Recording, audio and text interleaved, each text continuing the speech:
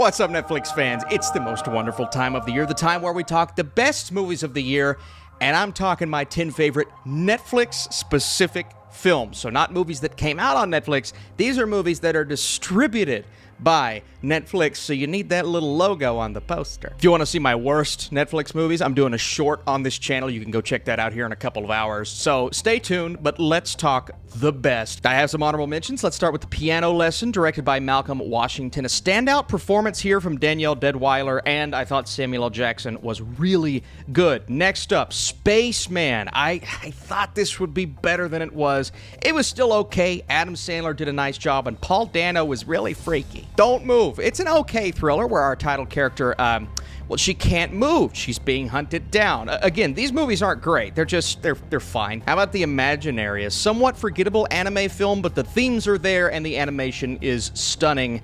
Outside. I like this a little more the more I thought of it. It's a zombie movie that focuses on the human drama. It took a long time to get to that climax, but the climax was admittedly good. And that brings us to our number 10 movie overall. By the way, if you're here and you enjoy this, you want to see my best overall movies of the year list, that's coming very soon. If you want to see that, drop that like down below, and maybe we'll do even more types of lists. Netflix series included.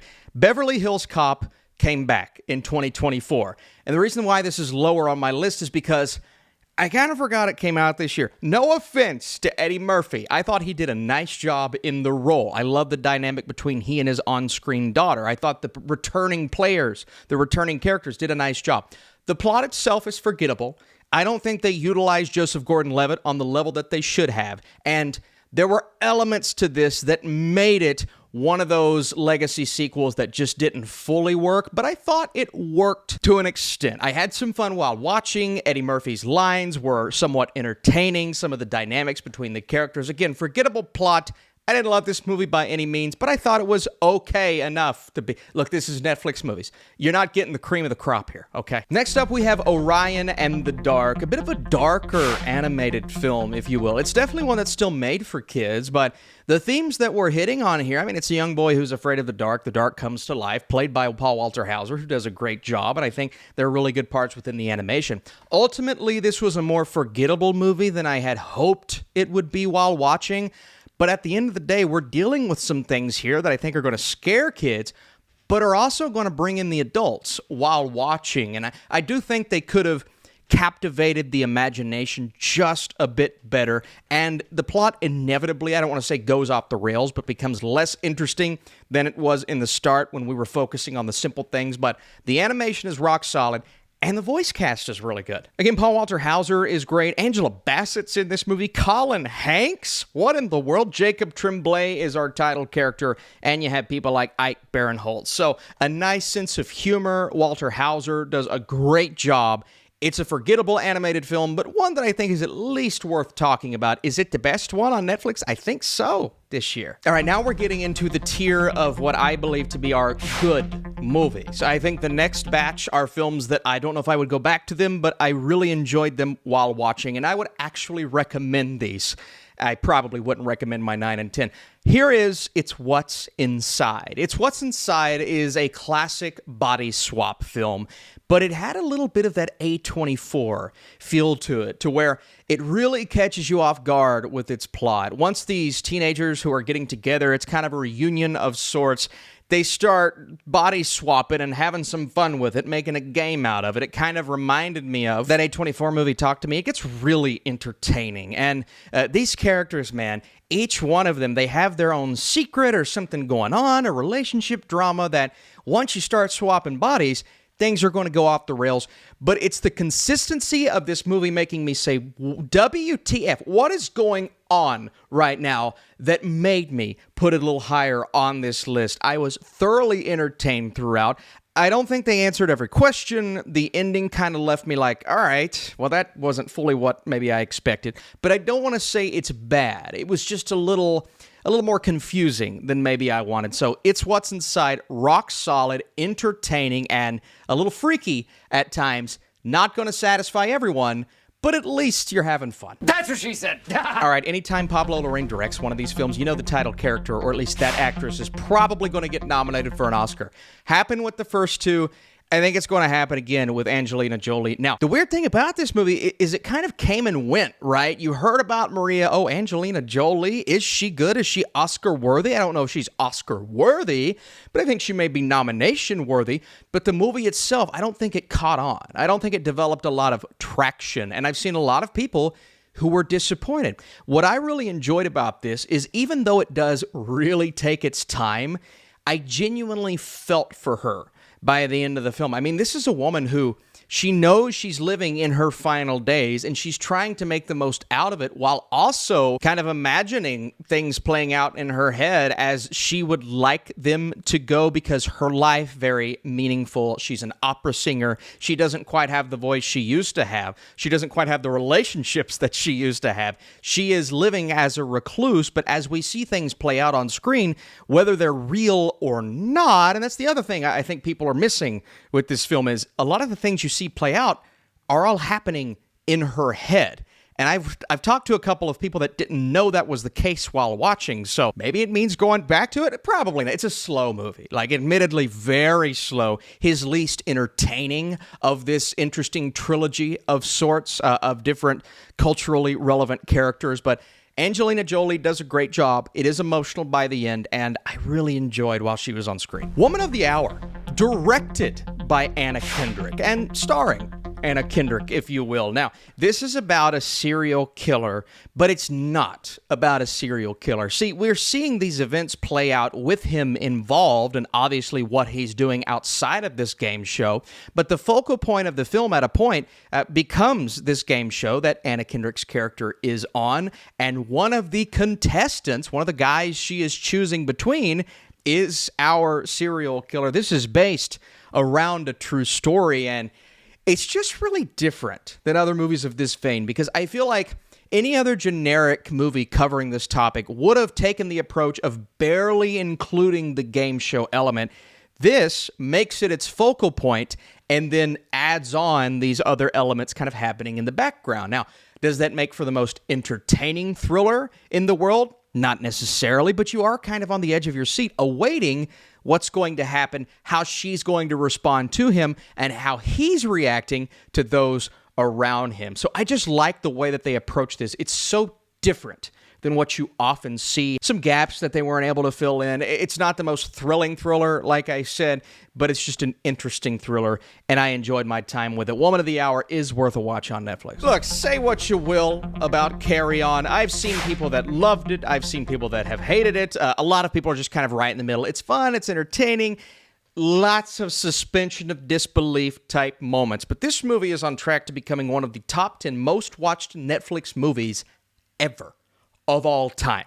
And that means something. And I think the response to this film, just a throwback 90s thriller of sorts that isn't as edgy as your Die Hards or isn't as pushing the boundary as those other movies, but it has some fun with itself. It's entertaining. I thought Taron Egerton did a great job as our lead. And Jason Bateman, while using the Jason Bateman isms, what we know him to do the best, is rock solid. I like when he's the villain. By the way, I want to see more of Bateman as the villain.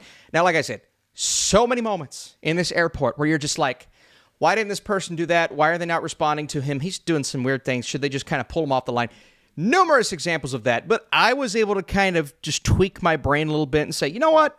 I don't buy it, but I'm having fun with it. And because I was having so much fun with it, and I'm just kind of like, I want more movies like this, I had a good time, a really good time. And that's why it's in my top 5. How about His Three Daughters? Now we're getting into the more emotional category of movies that are just extremely well made. Now, His Three Daughters, again, if you're looking for entertainment, this isn't it. It's about 3 daughters who are coming back together. Some of them haven't seen each other in quite some time, and they're taking care of their father, he's living in his final days. Like, he's about to die. And there's a lot of emotion that comes from that. But it's also just a brilliant cast. And I'm actually quite surprised that none of these performances are catching traction. And I know the movie isn't the biggest movie of the year, and that's probably why, and they're not crazy pushing it for awards. But Natasha Lyonne is great in this film. Elizabeth Olsen gives a performance that I haven't seen out of her in quite some time. Like, she's always popping up in the MCU and these blockbusters. She's great. And then Carrie Coon, as always, is excellent. And these three sisters, estranged, just they don't really get along. They do in the beginning because they want to get along, because they want this to go as smooth as possible, but it just doesn't. And a lot of this film relies on the dialogue and how they treat each other. And I don't want to say I had a good time during some sequences because it's very emotional, but I got a lot out of it, and I was extremely intrigued how they were going to wrap this all up by the end. So his three daughters, an emotional experience, kind of reminded me of Marriage Story. Obviously not that type of impact, but I enjoyed myself. It's a good movie. When I saw The Shadow Strays was coming to us from the director who did The Night Comes for Us, I immediately got excited. This is a director who takes on action and delivers. And The Shadow Strays delivers some of the coolest action of the year. One of the better posters of the year, by the way. I love the poster. But also bloody, brutal, intense violence that does not hold back. It goes as hard as possible. Now, the movie is 145 minutes. It's a long movie. Personally, I thought way too long for its own good, but that's really the only major criticism I have. I enjoyed our lead character, her mission, her journey. She will do anything it takes to save this boy. She's defying her mentor. She is mowing people down. She does not give a frick. What's your profanity? I can't say the other word. I don't want to be on the naughty list. It's Christmas Eve. Frick. But it's 2.5 hours of just bones cracking and people's limbs breaking. And when I say brutal, I'm not saying that lightly. Don't take me lightly. It is hard R violence. It's like John Wick, but even maybe more than John Wick. Remember, The Night Comes for Us was brutal as well, but this one I think takes it a step further. And man, I mean, it's just relentless, one thing after another after another. There are times where we're slowing down. You got to form the emotional connection, the emotional bond, which admittedly this movie doesn't do as well as it does action, but you're there for the action. And so if you want a movie that's this action-packed, this bloody and violent, you're going to get it with The Shadow Strays. It's on Netflix. Go watch it. Rebel Ridge. Aaron Pierre is a star. Not because of Mufasa, okay? Not because he's going to be Green Lantern. Do you want to know why he's going to be Green Lantern? Because of Rebel Ridge. James Gunn will deny that, but if you watch him in this movie, you're like, this guy, he needs to be a superhero or something magical, mystical. He's so intimidating in this movie. And everybody knows the scene I'm talking about with he and Don Johnson, where you first learn kind of, oh, this guy, you shouldn't mess with this guy. And that sequence where the guy comes out and screams, hey, man, you better back up, because they're figuring out what his background is. Dude, I get chills just talking about. This movie didn't have to go this hard. This is just a very simple, like, Chuck Norris could have played this character in a made-for-TV movie in the 90s, but instead, you've got like this auteur director and so many long, lengthy takes and cinematography that's way too good for this premise, a main performance that's way too good for this premise, and it's just like, this movie's way better than it had any right to be. Now, Anna Sophia Robb does a nice job. Admittedly, her character kind of takes a little bit of time that I thought when that shifts and the story isn't as interesting as it was when we were focused on his family ties, but the movie goes away from that and starts to focus on something else. Admittedly, I wasn't as intrigued, but it's one of those films, like, the more I think about it, maybe that didn't affect me as much. Maybe I was just really bummed out. That initial tie he had kind of goes away very fast. And so I think I need to watch it again. But the reason why I'm putting it this high on the list is because it's stuck with me, man. His performance, how amazing he is on screen, and how solid the direction is. I really want to watch this again. Rebel Ridge is badass. And I saw some people in the comments saying, well, it's woke. And I'm like, I mean, yeah, the themes are there, but it's not really in your face with it at all. Like, I completely disagree with that take. Therefore, it's high on my list. Glenn Powell, and Glenn Powell. You know what? I actually have a shirt with a bunch of Glenn Powells on it. Why am I not wearing that? Netflix sent it to... I should go get it. I don't want to do that, because if I go up there, my daughter will see me, and then I'll get all happy, and I won't want to leave. I don't want to come back down here if my daughter sees. Hitman's just a really good time. I get people are frustrated that Richard Linklater isn't doing his, to use the word auteur again, that type of direction in this movie that could have been a little more serious. You're not having as much fun with yourself. I like a movie that doesn't take itself that seriously sometimes. And even though it's kind of a generic plot and you're not going in the crazy direction, I mean, admittedly, the ending was very unexpected, and it goes balls to the walls at points, but it is somewhat of a cliche structure. I didn't care. Glenn Powell's just having a great time, man. He has the charisma. He's believable. He really sinks into this character that he has created for himself. And when you start to get that chemistry between he and Madison, I'm just like, yeah, these two on screen, it's lit. It's so, is that what they say, lit? This guy stinks! Adria Arjona, when she's on screen, is my wife watching this? But not in a, I mean, just she's great. You guys burning up? I'm hot. Their chemistry, lights out. The notes scene, it's still a highlight scene in the year for me. It's one of my favorite moments of the year. They are so good together. When the secrets start to come out and this plot begins to reveal itself, the undercover nature of it isn't as undercover as it was in the beginning. That's when the movie starts to go off the rails.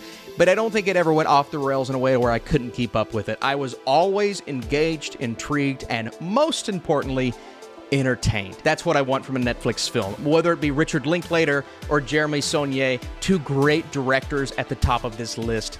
They both made entertaining movies with their style, with their flair, but both of them entertaining, and they are by far the top 2 to 3 best Netflix movies of the year. And so that's my list. Granted, maybe I didn't see everything. If there's one that's missing on here and you're like, Austin, what are you doing, man? Let me know in the comments down below. The year's not over. I can still watch a few to prepare for my best movies of the year list. If you want to see that list, dropping that like on this video tells me you want more lists before the end of the year. We got a busy week ahead. Merry Christmas, happy holidays to all of you beautiful people, and I'll be back with my worst Netflix movies. Check the channel early tomorrow, later today, whichever one.